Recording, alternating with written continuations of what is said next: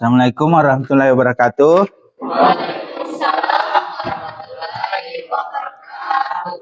Selamat pagi. Kayak kita hari ini bertemu kembali.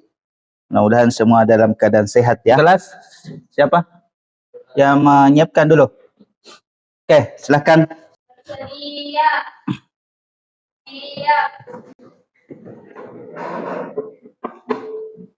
Beri salam. Assalamualaikum warahmatullahi wabarakatuh. Waalaikumsalam warahmatullahi wabarakatuh.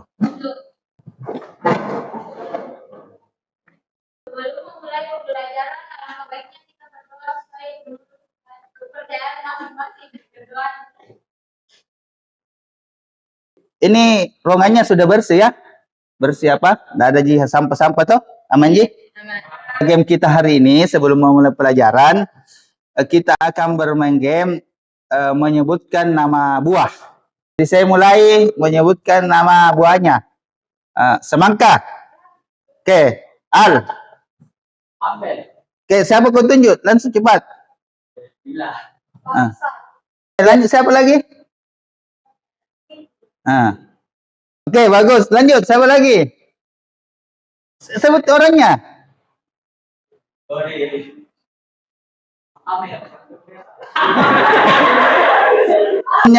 Kan saya sudah kasih materi toh? Materi apa itu? Materinya? Gelombang, sifat-sifat gelombang. Jadi sekarang sebelum kita memulai pelajaran, saya akan kasih tes awal tentang apa yang kalian ketahui di materi awal. Jadi saya akan kirimkan di grup ya. Jadi sambil kalian kerja, saya absen ya. Yang tidak hadir siapa? Kelompok 1, berapa orang yang tidak hadir? 4 ya? Oke, Akila. Siapa lagi? Ripatin. Ananda.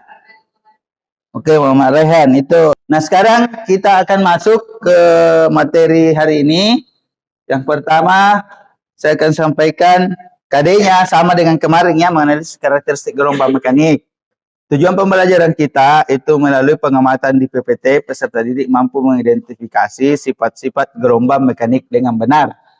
Yang ketiga, melalui praktikum virtual PET, peserta didik mampu membuktikan. Jadi nanti di praktikum itu kita melihat dan membuktikan bahwa oh, ternyata salah satu sifat gelombang itu seperti ini.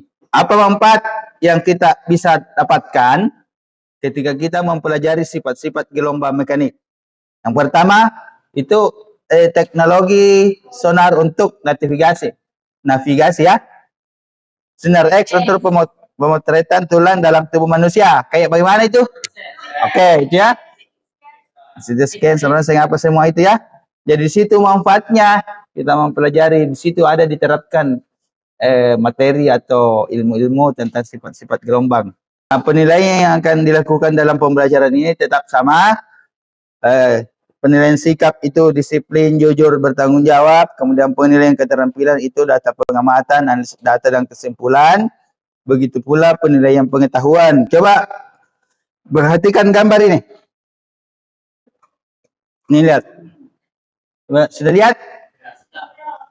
Gambar yang pertama apa itu? Gambar apa? Lukisan air. Yang kedua?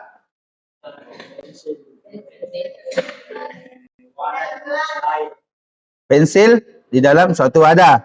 Yang ketiga?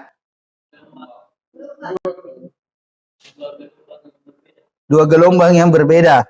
Dari gambar di atas, apa yang kalian dapat katakan? Coba, kemukakan. Apa yang kalian dapat katakan dari gambar di atas? Alif, coba Alif. Apa? Gelombang difraksi. Contohnya gelombang difraksi. Iya, Pak. Oke, itu berarti Alif mengatakan bahwa ini salah satu contoh gelombang difraksi. Kira apa yang bisa menjadi masalah di sini? Yang kita bisa kemukakan apa yang bisa menjadi masalah? Padli, coba Padli. Mengapa bisa terciptanya kayak suatu gelombang itu, Pak? Bagus. Jadi suatu pertanyaan pernyataan yang cukup bagus. Kenapa bisa terjadi seperti ini ya? Misalnya air yang tetes membentuk seperti ini, air yang menetes. Sama juga ini, kenapa bisa terjadi ini? Itu suatu masalah. Sama dengan ini, kenapa bisa terjadi pola-pola seperti ini ya? Apa penyebabnya? Jadi itu yang menjadi masalah kita hari ini. sih. Apa kira-kira hipotesismu dari yang pertama tadi? Mengapa air yang menetes itu terlihat membentuk pola? Kira-kira apa jawabanmu?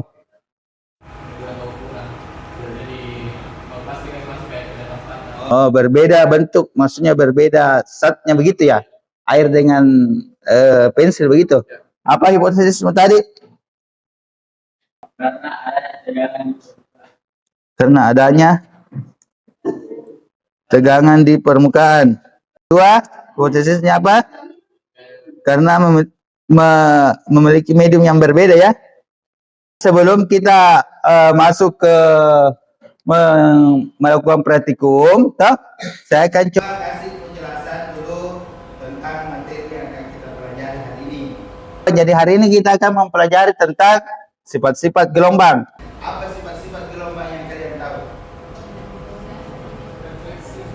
Oke, refleksi atau pemantulan ya.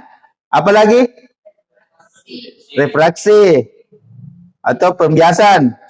Apa lagi? Difraksi atau pelenturan. Apa lagi? Interferensi atau perpaduan. Dispersi. Polarisasi.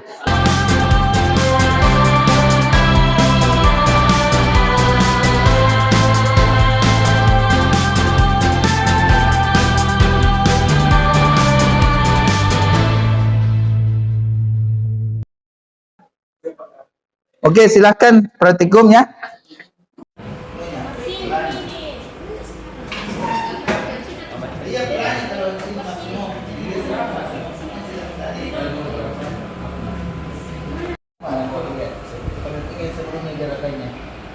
Ini geser dulu ke mana?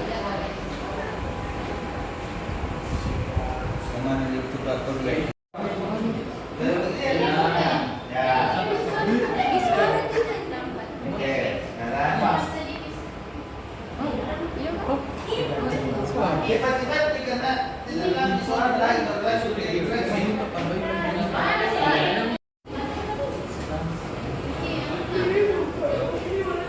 Margaret, kenapa tidak pakai bajuan?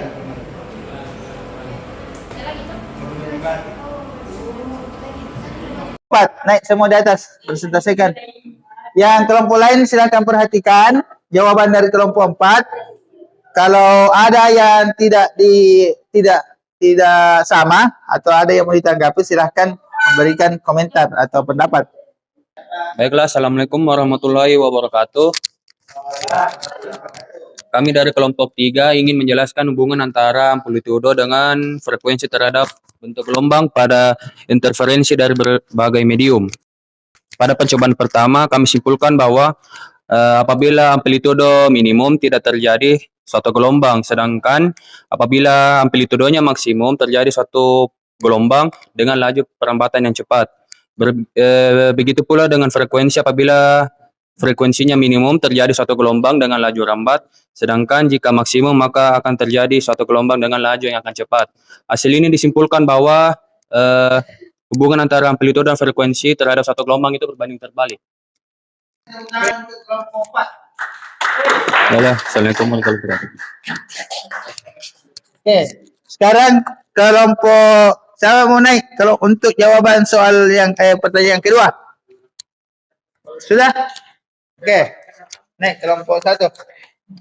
Perkenalkan, kami dari kelompok 1 dan kami akan mempresentasikan pada percobaan kedua yang dimana dengan soal jelaskan hubungan antara amplitudo dan frekuensi terhadap bentuk gelombang pada difraksi dari berbagai medium. Jadi dari hasil yang kami dapat, amplitudo itu mempengaruhi bentuk gelombang. Semakin besar amplitudonya, semakin besar pula bentuk gelombangnya. Begitupun dengan frekuensi, semakin tinggi frekuensinya, maka semakin cepat laju perambatannya. Hampir sama dengan gelombang pada interferensi, cuma pada gelombang difraksi ini yang membedakan adalah bentuk polanya. Bentuk gelombangnya itu semakin banyak, gitu. Oke, ada pertanyaan? Jawabannya sama tuh. Gimana? Sama. Oke, kasih tepuk tangan untuk kelompok satu. Saya kira jawaban dari kelompok satu cukup jelas dan bagus, benarlah, sudah cukup benar apa yang disampaikan bahwa sama dia di antara interferensi dan difraksi, amplitudo itu mempengaruhi di bentuk pola, sementara frekuensi mempengaruhi di cepat, lambat, gelombang. Kami dari kelompok 3, kesimpulannya adalah dari hasil penelitian yang kita teliti, di setiap antara amplitudo dan frekuensi pada interferensi dan difraksi itu memiliki pola pergerakan yang berbeda-beda tergantung bagaimana kita melakukan penelitiannya. Kelompok 3 kasih tepuk tangan dulu. Ya, ada tanggapan dari kelompok lain? Nggak ada? Oke, kalau begitu sekarang kita mau membuktikan kebenaran hipotesis yang diajukan di awal. Mengapa air yang menetes dapat membentuk pola? Mengapa sendok terlihat patah saat masuk ke dalam gelas yang berisi air? Jawabannya apa? Karena adanya tegangan di permukaan, karena memiliki medium yang berbeda. Benar tidak itu kira-kira? Jawabannya itulah bukti bahwa gelombang memiliki sifat difraksi, interferensi maupun refraksi. Jadi ini kan sifat, ini membuktikan adanya sifat difraksi toh. Kalau yang di ujung interferensi, kalau yang di tengah apa? Apa? Apa? Hah? Pembiasan. Apa bahasanya pembiasan? Apa itu pembiasan di situ di pola tadi? Refraksi ya. Oke, jadi kasih tepuk tangan dulu untuk Ricky.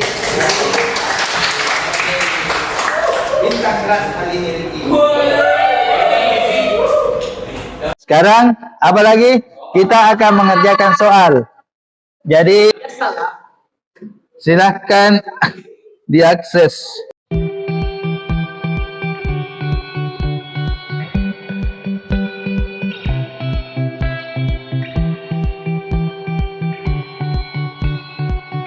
Apa kesimpulan dalam pembelajaran hari ini?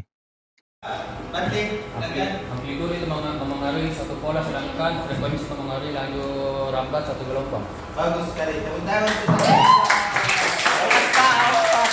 Sekarang kita masuk ke refleksi.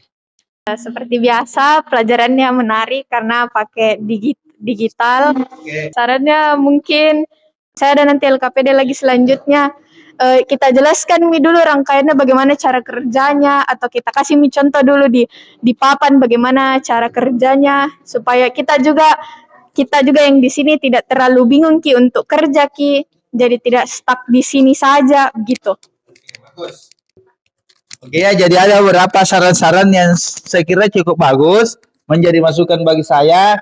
Yang pertama, kurang lebih sama antara Andi Fadila dengan Tazkira, masih butuh penjelasan lebih detail tentang cara-cara praktikum supaya bisa lebih paham. Sebenarnya kan saya tadi sudah kasih mungkin gambaran tapi tidak terlalu detail. Harapan saya memang kalian yang bertanya supaya saya tahu di mana. Ya, jadi sebelum kita mengakhiri pembelajaran, spesialis doa kita hari ini saya persilahkan ke Olive untuk kita sama-sama berdoa. Baiknya kita berdoa masing-masing berdoa.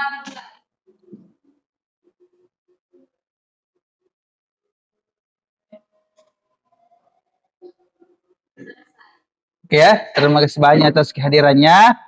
Mudah-mudahan apa yang kita lakukan ini tidak ada jalan sia-sia toh.